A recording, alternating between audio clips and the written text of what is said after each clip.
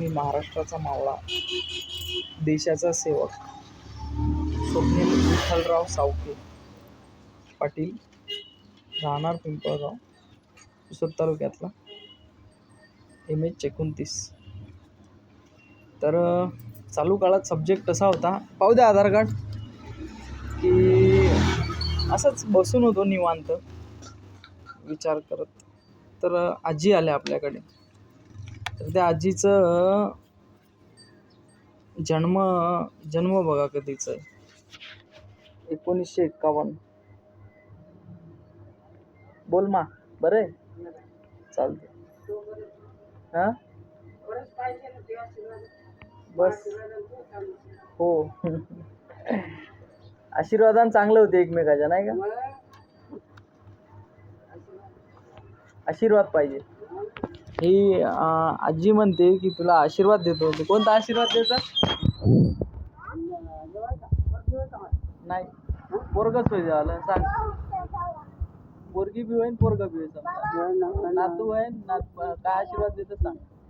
तुम्हाला आशीर्वाद आहे. आशीर्वाद आशीर्वाद बघा, पुण्य वाटून घेतलं. काय म्हणली मग? मी आम्हाला कोणाचं पुण्य वाटून घेतलं, आशीर्वादच द्यायला लागेल. नाही घेतले तर आशीर्वादच द्यायला लागेल. माकाच्या पायाला बांधायला दिलं तर पैसे नाही घेतले. अच्छा,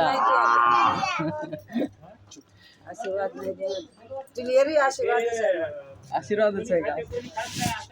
काय माहितीये का, कोणाचा तरी जीवनामध्ये आधार व्हा, म्हणजे त्या माणसाला चालू काळामध्ये कुठला त्रास नाही झाला पाहिजे.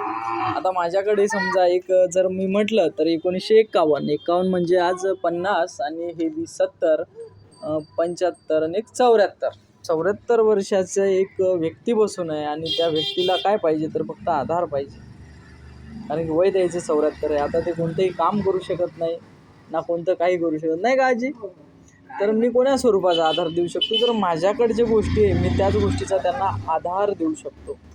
तर विनंती एवढीच आहे महाराष्ट्रातल्या व देशातल्या सर्व माणसांना, ज्यांना एकमेकांचं बोलणं कळते, तर जे वयोवृद्ध आहेत की जे म्हणतात की आम्हाला आधार नाही, त्याला आधार द्या. मग तो महाराष्ट्रातल्या नाही, देशाच्या कुठल्याही कानाकोपऱ्यात असू द्या.